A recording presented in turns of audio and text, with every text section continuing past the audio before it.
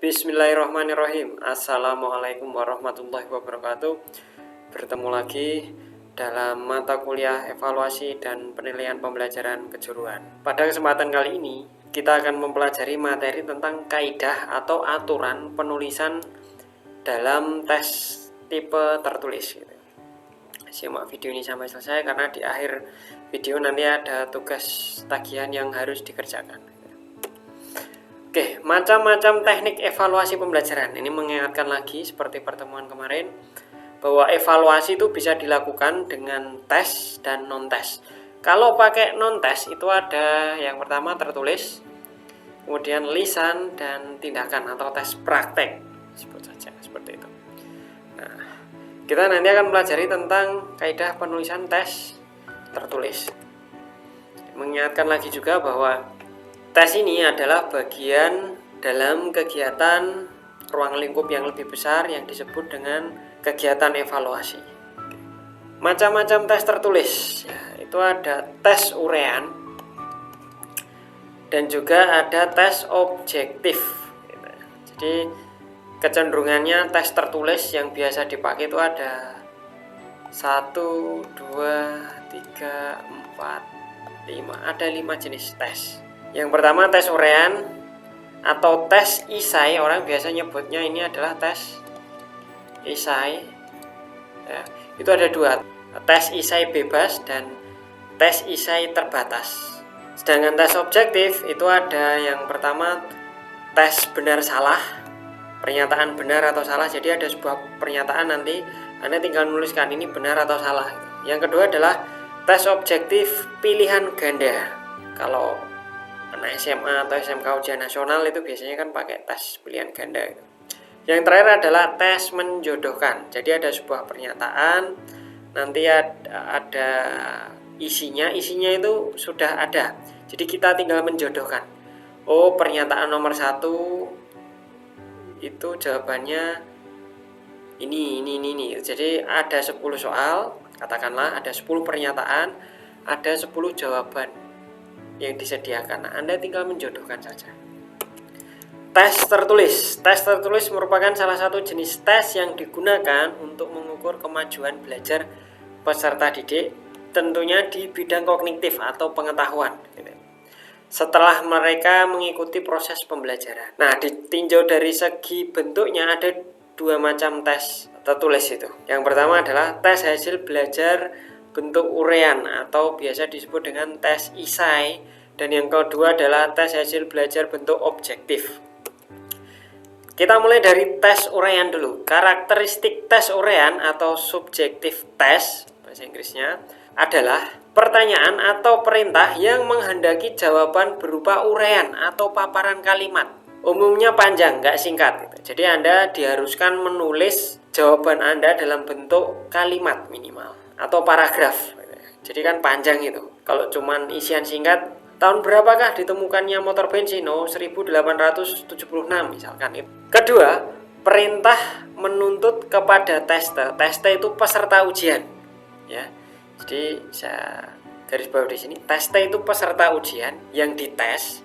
Nah, tester adalah orang yang memberi tes kepada peserta ujian tersebut, gitu ya.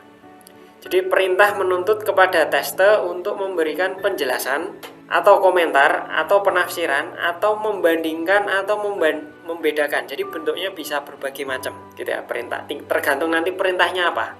Yang ketiga adalah jumlah butir soal umumnya terbatas, jadi nggak banyak-banyak kalau tes uraian itu. Jadi kenapa? Karena ini berpengaruh kepada waktu pengerjaan Anda. Katakanlah ini UTS gitu ya. Soal uraian dengan kalimat perintah, sebut dan jelaskan dan berikan contoh masing-masing 5 itu.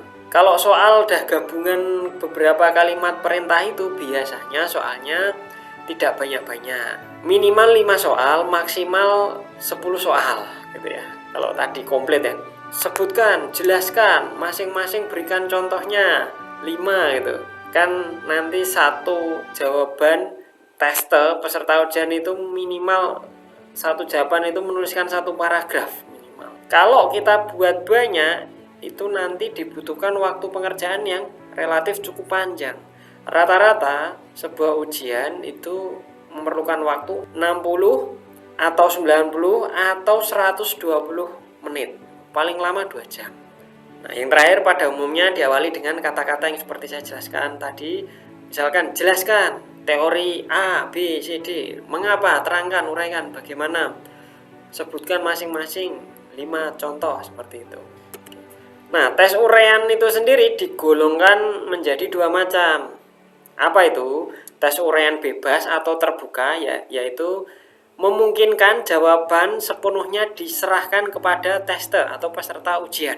Yang kedua, tes uraian terbatas. Maksudnya terbatas di sini adalah jawaban yang dikehendaki sifatnya sudah lebih terarah atau dibatasi. Anda tolong jawab pertanyaan ini tapi nggak boleh melenceng dari topik gitu. Jadi ada pembatasan.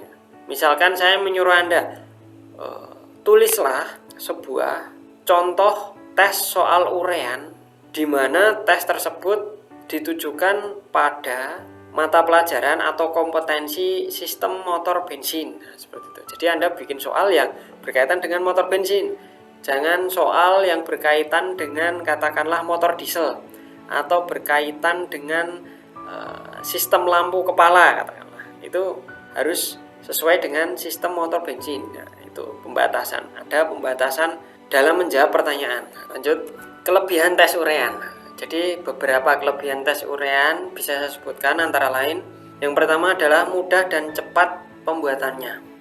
Yang kedua, dapat dicegah kemungkinannya timbulnya spekulasi. Jadi orang-orang yang ngawur ya dalam melakukan penjawaban soal seperti biasa kita lihat di gambar ini ya. Nanti akan ada gambar di sini, ada muncul ya. Ini kalau bentuknya seperti ini jelas ngawur gitu. Kalaupun jawaban dia yang benar, pembuat soalnya ngawur karena bisa ditebak ini yang namanya motif jawabannya itu bisa ditebak.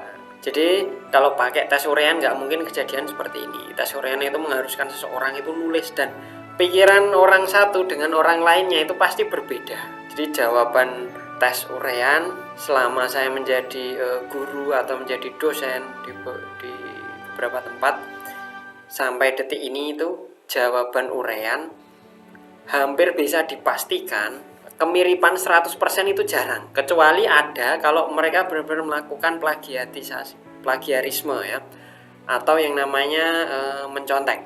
Itu bisa jadi. Jadi punya teman ini di copy paste atau diringkas ya.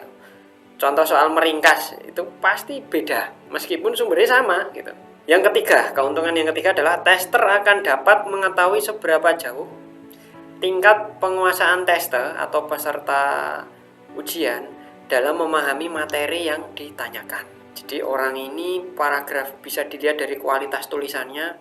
Sebenarnya orang ini sampai di tahap mana sih menguasai materi ini itu bisa dilihat. Tapi kalau pilihan ganda katakanlah tes objektif itu kan nggak tahu dia gimana cara jawabnya kok bisa jawab A sama-sama A itu. Bisa jadi asal ada 5 pilihan jawaban dia kebetulan nggak tahu jawabannya ngawur jawab A. Yang satunya, mahasiswa satunya, dia katakanlah soalnya perhitungan itu. Dia menghitung secara serius betulan. Nah, ya, jadi kan kita nggak tahu itu asalnya dari mana. Yang keempat, mendorong dan membiasakan tester atau peserta ujian untuk berani mengemukakan pendapat dengan susunan dan gaya kalimat hasil olahan daya pikirnya sendiri. Jadi kita harus menghargai apapun yang mereka tulis selama ya mungkin berbeda dari buku, dari materi yang kita berikan, bisa jadi. Tetapi konsepnya itu betul atau salah. Asal betul kita harus menghargai itu. Selain kelebihan, tes uraian pun juga punya kelemahan. Kelemahan yang pertama, pada umumnya kurang dapat menampung atau mencakup isi dan luasnya materi pelajaran yang telah diberikan kepada tester. Jadi kita memberikan materi pelajaran banyak banget, dia hanya menjawab katakanlah 1-2 kalimat gitu. Ada juga seperti itu. Nah, itu kan belum mencakup semuanya menurut pendapat kita. Itu salah satu contohnya. Kelemahan kedua adalah cara mengoreksi jawabannya ini. Soal tes uraian yang cukup sulit dan cukup memakan waktu lama gitu ya. Kenapa? Katakanlah tulisan mahasiswa A ini wah bagus banget, enak dipandang. Tapi ketika mahasiswa B katakan waduh tulisannya nggak bisa terbaca sama sekali, bisa baca tapi butuh ketelitian yang tinggi gitu ya. Ya, jadi itu memang style orang menulis itu beda-beda gitu aja. Anda tahu dokter, Anda sakit pergi ke dokter dikasih apa? Kalau dikasih obat salah, yang benar dikasih resep. Coba Anda baca resepnya itu, Anda bisa baca nggak? Mungkin bisa yang biasa menerima itu kan biasanya apoteker, mungkin bisa lah. Paracetamol mungkin hanya terbaca huruf P. Coba Anda itu tulisan seperti itu satu paragraf full dari atas ke bawah kertasnya HVS. Itu murid Anda kelak. Anda baca itu lumayan cukup memakan waktu lama ya untuk mengoreksi jawabannya. Ini maksud tulisannya apa? Itu, tulisan dokter itu. Nomor 3, dalam pemberian skor ada kecenderungan lebih banyak subjektif. Nah ini bisa jadi karena suatu alasan kita memandang tulisan itu enak dibaca, rapi, tidak ada tip paragrafnya agak panjang dibanding yang lain. Itu bisa jadi perlahan-lahan timbul rasa subjektivitas kita dalam menilai secara sadar maupun tidak sadar. Tapi saya positive thinking aja, kita subjektif itu secara tidak sadar. Salah satunya, tapi ada banyak faktor yang mempengaruhi subjektivitasan kita dalam melakukan penilaian. Banyak. Itu tadi saya sebutkan, saya contoh. Yang keempat, koreksi lembar jawaban sulit diserahkan kepada orang lain. Semisal saya guru, saya dosen pengampu mata kuliah evaluasi pembelajaran. Saya yang menyampaikan materi, saya yang menyusun materi, saya yang menyusun modul, saya yang menyusun PowerPoint ini, ya. Kemudian saya yang menyusun soal UTS dan saya yang menyusun soal UAS. Katakanlah saya berhalangan dalam mengkoreksi sesuatu, itu nilainya nanti akan berbeda. Katakanlah ini saya serahkan ke dosen lain sesama pengampu mata kuliah evaluasi pembelajaran, itu nilainya akan lain loh. Katakanlah ini ada mahasiswa namanya Amri, ya, Amri ini menjawab tugas evaluasi pembelajaran bentuk urean. Kemudian lembarnya saya fotokopi. Saya serahkan ke dua orang teman saya sesama dosen yang dia mengajar evaluasi pembelajaran. Ada kemungkinan nilainya itu berbeda. Di sini katakanlah 80, di sana 90. Loh, kok bisa beda gitu. Gitu ya. Jadi beda orang yang menilai itu hasilnya akan berbeda. Jadi saya sarankan kalau Anda mau mengoreksi satu kelas ini, serahkan kepada satu orang. Udah gitu aja. Terpaksanya itu bukan dosen pengampu, ya serahkan pada satu orang. Jangan gonta-ganti. Jangan satu kelas ini ada 20 orang, ya 10 orang dikoreksi oleh si A, 10 orang lagi sisanya oleh si B, itu nilainya beda. Oke, yang terakhir adalah daya ketepatan mengukur atau validitas dan daya keajegan reliabilitas yang dimiliki tes urean pada umumnya rendah gitu ya. Jadi soal A bentuk urean Anda ujikan di sekolah A gitu aja ya. Nah, nanti soal ini juga Anda kasihkan ke soal B, sekolah B gitu. Nanti hasilnya akan berbeda, akan terjadi disparitas variasi nilai yang berbeda sekali. Jadi ini yang menyebabkan bahwa ujian nasional itu rata-rata tidak mengaplikasikan tes urean dalam pembuatan soalnya, rata-rata tes pilihan ganda karena kelemahan ini nomor 5 ini gitu ya. Ujian nasional kan dipakai seluruh siswa secara nasional gitu ya, minimal regional lah soalnya sama, seregional ya, se-DIY atau se-kabupaten atau se-kecamatan gitu ya. Lanjut. Petunjuk operasional dalam penyusunan tes subjektif. Itu ada beberapa aturan yang harus kita perhatikan. Yang pertama, diusahakan agar butir soal yang dibuat mencakup ide-ide pokok materi yang diajarkan atau yang telah diperintahkan kepada tester untuk mempelajarinya. Jadi jangan bikin soal di mana materinya itu nggak pernah Anda berikan, nggak pernah Anda ajarkan, nggak pernah sumber-sumber belajarnya nggak pernah Anda berikan ke siswa Anda gitu. Itu sering gitu. Yang terjadi di perguruan tinggi, pengalaman saya itu yang saya pelajari A sampai D gitu ya, tapi setelah UTS yang keluar materi-materi di luar yang saya pelajari itu sering. Ada beberapa pengalaman. Jadi nilai ujian nanti ada yang C, D, E, paling bagus B, itu wajar salah satu penyebabnya soal itu diberikan di luar cakupan materi yang diberikan gitu. Yang kedua, susunan kalimat soal hendaknya berlainan dengan yang terdapat dalam buku atau bahan lain yang diminta untuk dipelajari. Jadi kalau bisa pernyataan atau pertanyaan itu berbeda kalimatnya dengan yang ada di buku teks. Supaya apa? Supaya mereka kreatif belajar. Para siswa itu kreatif belajar dan mencari. Yang ketiga, setelah soal dibuat, segera pula dibuat kunci jawaban atau setidaknya istilah bahasa Jawanya itu ancer-ancer atau kriteria penilaian. Garis besarnya itu kalau dia udah menjawab, kalau dia jawaban dia udah menyerempet topik ini, ya berarti kasihlah jawaban benar seperti itu ya. Sehingga subjektivitas dapat dikurangi. Kenapa subjektivitas itu dapat dikurangi? Karena ada kunci jawaban. Nah, kunci jawaban ini yang dipakai oleh orang yang mengoreksi jawaban Anda, ini dipakai sebagai acuan gitu. Kalau nggak ada acuannya, repot itu. Orang nilai berdasarkan apa ini? Berdasarkan perasaan, ya berdasarkan subjektivitas pribadi masing-masing gitu. Dan diusahakan agar pertanyaan jangan dibuat seragam, melainkan dibuat secara bervariasi. Yang keempat, soal hendaknya ditulis secara ringkas, padat, dan jelas sehingga cepat dipahami dan tidak menimbulkan kebingungan atau ambigu bagi peserta ujian dalam menjawabnya. Anda kalau bisa bikin kalimat yang ringkas, padat, jelas, buatlah seperti itu. Yang terakhir adalah dikemukakan pedoman tentang cara mengerjakan dan menjawab butir-butir soal. Anda biasa melewati petunjuk mengerjakan soal. Itu di mana-mana pasti dikasih. Kalau nggak ada petunjuknya berarti si pembuat soal tidak membuat soal secara baik dan benar. Katakan soal pilihan ganda udah tahu manakah yang disebut dengan internal combustion engine misalkan. Oh, mesin uap ini. Ada A, B, C, D sampai ini orang udah tahu. Asal orang itu pernah sekolah SD udah tahu bahwa ini soal pilihan ganda. Cara mengerjakannya disilang. Tapi tetap meskipun Anda beranggapan bahwa semua orang udah tahu, Anda wajib menuliskan tata cara pengerjaannya. Berikut adalah pernyataan pada soal pilihan ganda. Cara menjawabnya adalah silang atau centang salah satu pilihan jawaban yang tersedia, A, B, C, D, atau E. Itu wajib ditulis gitu ya. Kalau nggak ada itu berarti nggak memenuhi syarat soal itu. Itu ya.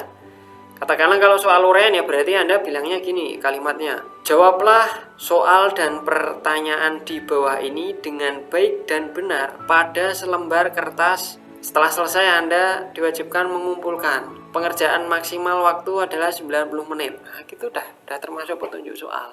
Oke, lanjut. Tadi itu tes uraian. Sekarang kita mempelajari tentang tes objektif. Tadi itu tes uraian atau tes isai. Sekarang kita mempelajari tentang tes objektif. Tes objektif itu apa?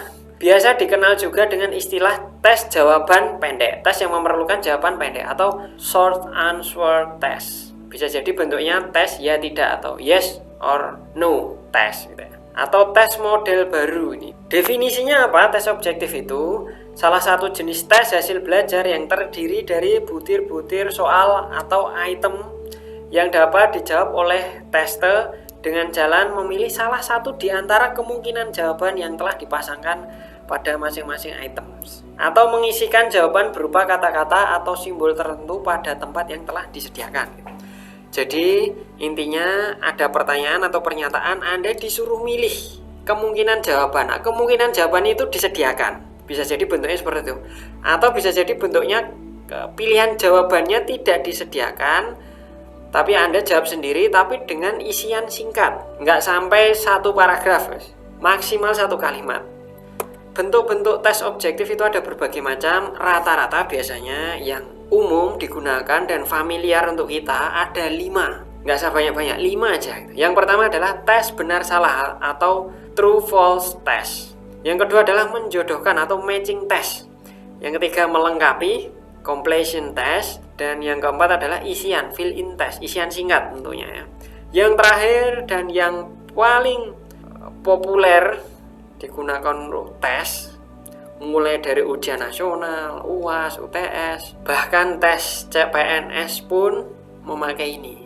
Itu adalah tes pilihan ganda atau multiple choice item test. Kita mulai dari tes benar salah. Nah, tes benar salah itu apa? Soal yang diajukan berupa pernyataan atau statement. Jadi statement ya rata-rata yang berupa pernyataan benar atau salah. Nah, pernyataan itu bisa benar atau salah. Nah, tugas Anda sebagai tester adalah membubuhkan tanda atau simbol tertentu. Biasanya pakai simbol B atau S. Artinya adalah benar atau salah. Atau biasa disebut dengan TF atau true or false gitu ya. Benar atau salah. Jadi tes ini bentuknya adalah kalimat atau pernyataan yang mengandung dua kemungkinan jawaban, benar atau salah. Dan tester diminta menentukan pendapatnya mengenai pernyataan tersebut sesuai petunjuk yang ada dalam soal.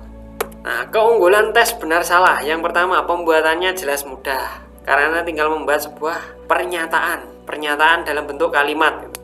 Yang kedua, dapat digunakan berulang kali. Yang ketiga, dapat mencakup bahan pelajaran yang luas. Keempat, tidak terlalu banyak lembar kertas ujian, lembar kertas soal maksudnya. Kalau pilihan ganda kan harus menyediakan minimal 5 baris untuk menyediakan alternatif jawabannya kan. A, B, C, D, E, F itu kan nggak boleh. Anda bikin sebuah kalimat, Anda buat sebuah kalimat paragraf itu nggak boleh, harus A apa jawabannya, enter, baru B, enter, C, D, E itu kan ada 5 baris sendiri, belum baris kalimat pertanyaannya. Makanya sangat boros halaman kalau dibikin lembar jawab tulis kertas gitu. Yang kelima, keuntungan yang kelima bagi tester, cara mengerjakannya pun mudah, enak, tangan Anda nggak pegel nulis. Yang terakhir, bagi tester cara mengoreksinya pun mudah. Bagi tester mudah, bagi tester pun juga mudah.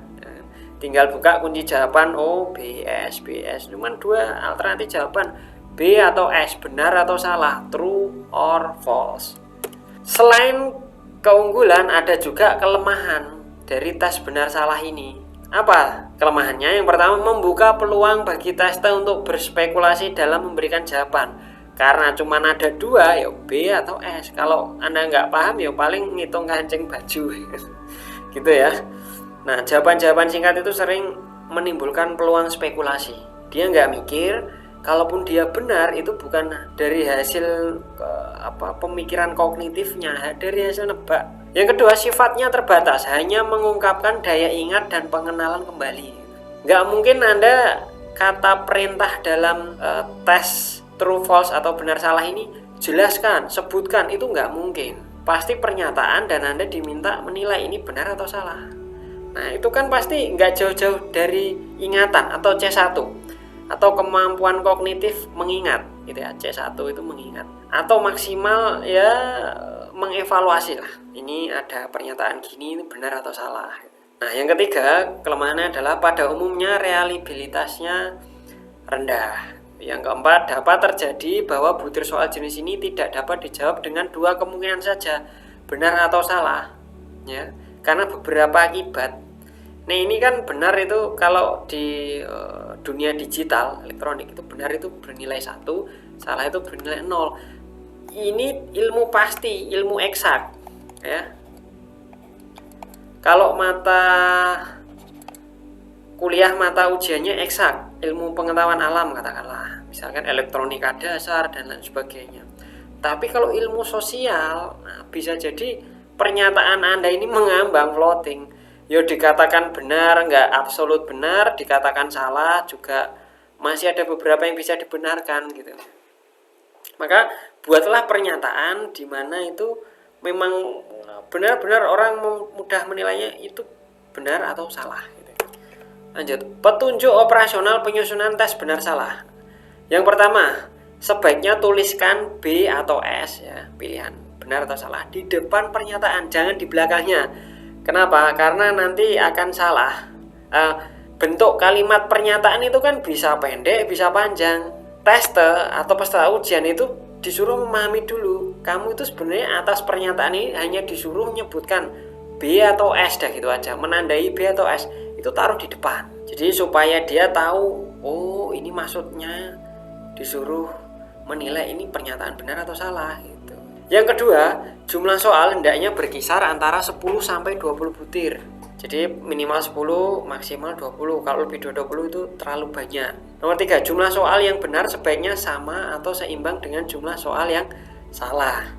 Jangan nanti kunci jawabannya B, B, B, B, B, B, B, S, kemudian B, B, B lagi, terakhir S. Itu juga nggak sesuai aturan gitu. Jadi diharapkan soal itu susah untuk ditebak atau dispekulasi. Jadi orang ngawur itu pasti nggak baik nilainya ada gitu. Soal yang baik adalah soal yang ketika dipegang oleh orang yang ngawur, orang yang ingin spekulasi, itu nilainya nggak baik. Jadi kalau orang itu dipegang oleh orang yang asal-asalan ngisinya, tapi malah nilainya jauh lebih bagus daripada orang yang berpikir mengerjakan soal itu. Wah, jadi ada yang salah dengan soal Anda.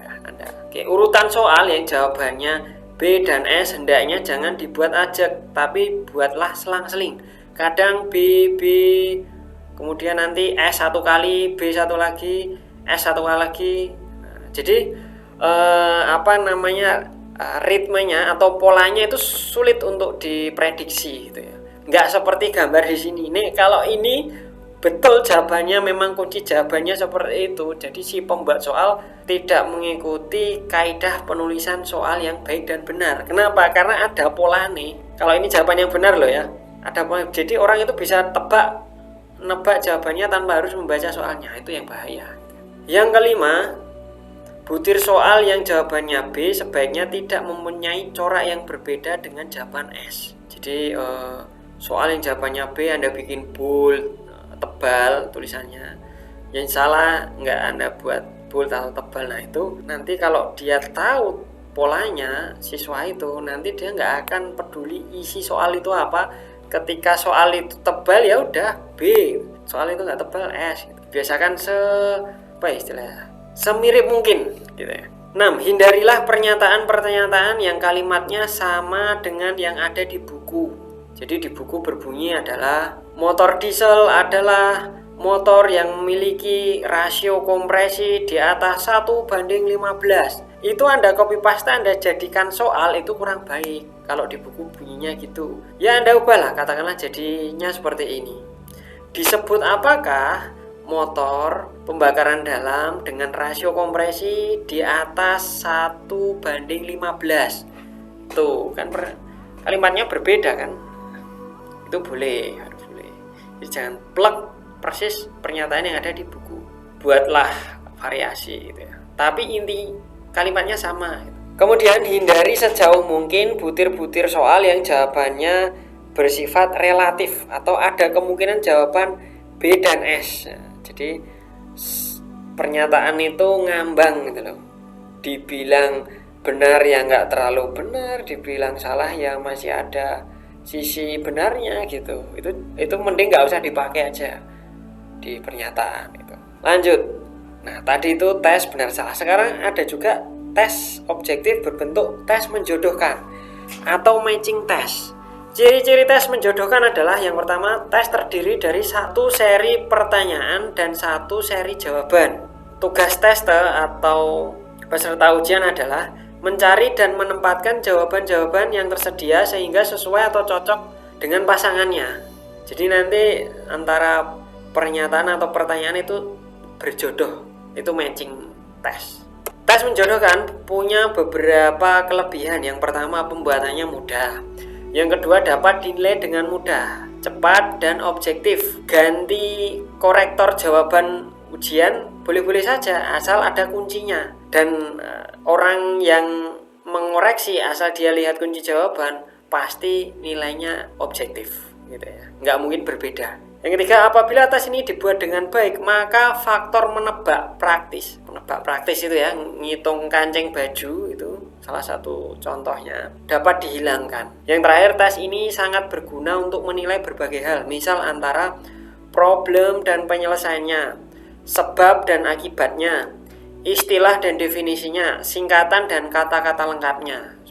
Kelemahan pun juga ada dalam tes menjodohkan ini. Yang pertama, cenderung lebih banyak mengungkapkan aspek hafalan atau daya ingat saja. Yang kedua, seringkali dijadikan pelarian bagi pengajar, meskipun tidak semuanya sih, karena mudah disusun. Daripada buat soal tes pilihan ganda harus menyediakan 5 jawaban, mending bikin ini aja gitu. Yang ketiga, kurang baik untuk mengevaluasi pengertian dan kemampuan membuat tafsiran atau interpretasi. Jadi untuk menggali pengertian atau melihat tafsiran siswa kita sampai sejauh mana, itu nggak cocok kalau pakai soal ini. Yang terakhir, tanpa disengaja sering menyelinap atau masuk hal-hal yang sebenarnya kurang perlu untuk diujikan. Kadang hal-hal nggak penting pun, pernyataan yang nggak penting pun sering masuk.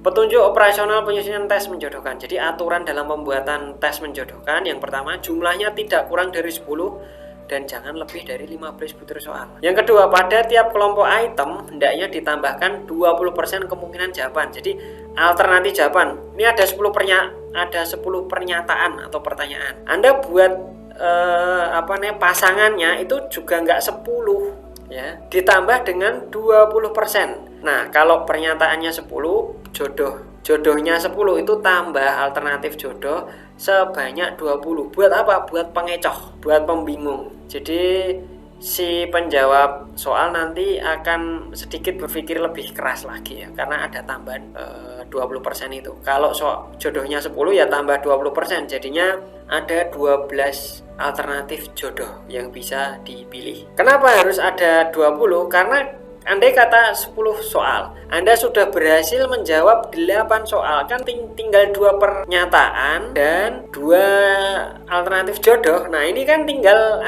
kalau Anda berhasil 1 lagi, artinya Anda dapat bonus soal 1 lagi. Kenapa? Soal terakhir nggak usah mikir, gitu kan? Lah pasti, wong 9 soal udah dijawab, belum ada satu pun ini jodohnya, berarti ini jodohnya ini. Bukan karena saya mikir, tapi karena kepepet nggak ada jodoh lain. Nah, jadi tambahlah 20%. Daftar yang berada di sebelah kiri hendaknya dibuat lebih panjang. Oke?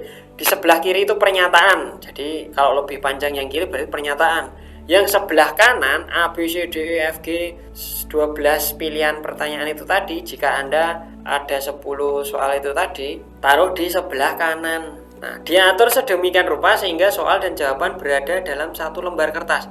Kalau bisa 1 halaman aja, Mas. Dalam membuat soal ini jangan bolak-balik. Kenapa? Kasihan nanti si penjawab soalnya itu harus bolak-balik. Ini nggak ada yang cocok, saya balik halaman berikutnya nggak nemu juga. Oh, ternyata ada 3 halaman. Itu kan susah. Yang terakhir adalah petunjuk mengerjakan dibuat seringkas dan setegas mungkin.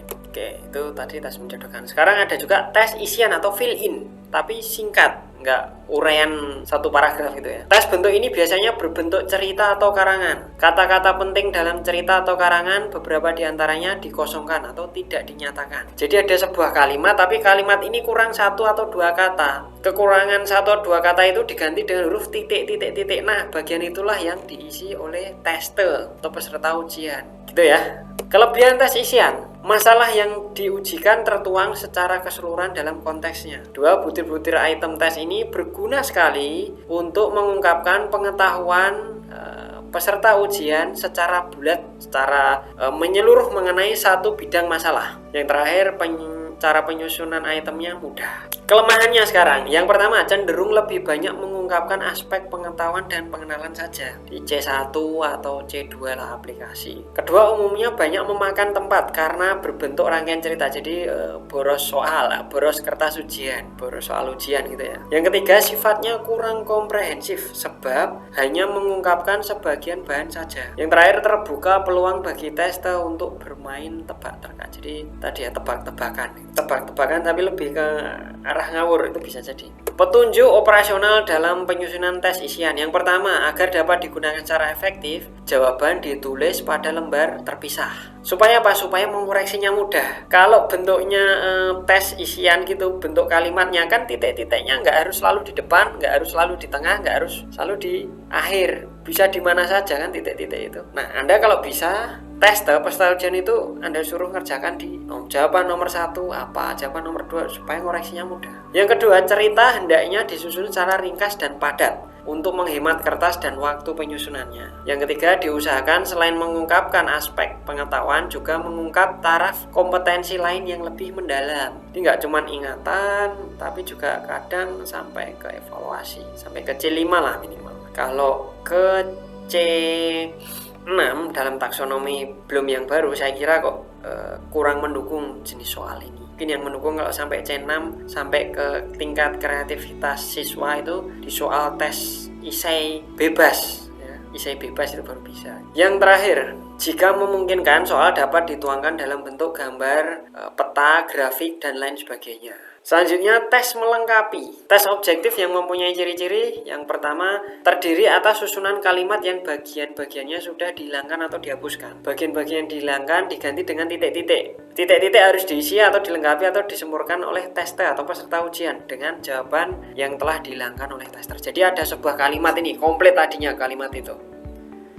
Nah, tapi di tengah, bisa di awal, bisa di tengah, dan bisa di akhir, itu ada 1-2 kalimat yang dihilangkan. Ini pertanyaan, ada pernyataan yang nggak komplit, Anda disuruh ngisi. Jadi titik-titik ini nggak harus selalu di belakang, kadang bisa di depan, di tengah, atau di belakang gitu ya, dari sebuah kalimat pernyataan. Kelebihan tes melengkapi, mudah dalam penyesuaiannya. Jika dibandingkan dengan fill in the test atau isian singkat, lebih menghemat tempat kertas. Yang ketiga, karena bahan yang disajikan cukup banyak dan beragam, maka tes ini lebih komprehensif. Yang terakhir adalah dapat mengukur berbagai taraf kompetensi, tidak sekedar aspek pengenalan dan hafalan saja. Nah, selain kelebihan, kelemahan tes melengkapi pun juga ada. Yang pertama, tester lebih cenderung menggunakan tes ini untuk mengungkapkan daya ingat atau hafalan saja. Jadi cenderungnya itu C1 ya. Yang kedua, dapat terjadi butir-butir item tes ini kurang relevan untuk diujikan. Jadi nggak cocok diujikan sih. Tapi kok kadang masuk juga dalam tes gitu. Yang ketiga adalah karena pembuatannya mudah, tester kadang sering kali kurang berhati-hati dalam menyusun kalimat soalnya. Jadi asal jadi, nggak dilihat SPOK-nya, nggak dilihat kalimat-kalimat penghubungnya, tanda bacanya. Oke. Selanjutnya, dan yang terakhir adalah tes pilihan ganda. Ini yang paling populer digunakan. Tes objektif yang paling populer digunakan. Yang pertama, bentuk tes objektif yang terdiri atas pertanyaan atau bisa jadi pernyataan yang sifatnya belum selesai, ya, belum komplit. Nah, untuk menyelesaikannya harus dipilih salah satu atau lebih dari beberapa kemungkinan jawaban. Jadi ada pernyataan atau pertanyaan, nanti disediakan alternatif jawaban. Itulah tes pilihan ganda atau tes multiple choice. Jadi bagiannya ada 2. Yang pertama, item atau soal dapat berbentuk ya pertanyaan, dan nggak melulu pertanyaan, bisa jadi pernyataan. Nah, yang kedua harus ada alternatif jawabannya. Kalau tidak ada 2 komponen ini, tidak bisa disebut tes pilihan ganda. Katakanlah ada pertanyaan, ada pernyataan, tapi tidak ada alternatif jawabannya, berarti itu tes isian singkat. Atau bisa jadi tes melengkapi. Kemungkinan jawaban tadi dipilih oleh tester sebagai jawaban yang diyakininya benar. Option atau alternatif terdiri atas 2 bagian. Yang pertama, 1 jawaban betul yang biasa disebut dengan kunci jawaban, dan yang kedua adalah alternatif jawaban yang berfungsi sebagai pengecoh atau distraktor yang jumlahnya berkisar antara 2 sampai 5 buah. Jadi minimal 2, maksimal 5. Jadi bisa saya sebutkan di sini, kalau Anda bikin soal tes pilihan ganda, minimal alternatif jawabannya itu 3 ya, minimal itu 3. Kayak itu A, B, C itu. A, B, C. Maksimal 5. Lebih dari ini Anda nggak sesuai dengan kaidah penulisan tes pilihan ganda yang baik dan benar. Minimal 3, maksimal 5. Model-model tes pilihan ganda dilihat dari soalnya, dilihat dari bentuk pertanyaan atau pernyataannya, itu ada berbagai macam. Misal model melengkapi 5 pilihan, model asosiasi dengan 5 atau 4 pilihan, model melengkapi berganda, model analisis hubungan antar hal sebab akibat, katakanlah analisis kasus, hal kecuali ya. Semuanya benar kecuali. Nah, itu ini model nomor 6 itu sering juga kita temui. Model hubungan dinamik, perbandingan kuantitatif, pemakaian grafik, diagram, peta atau gambar, katakanlah. Jadi ada gambar, kemudian baru ada pernyataannya atau pertanyaannya di bawahnya itu. Nah, gambar atau grafik ini bisa digunakan 2 sampai 3 soal. Grafik kan butuh tempat banyak, ya mungkin setengah halaman.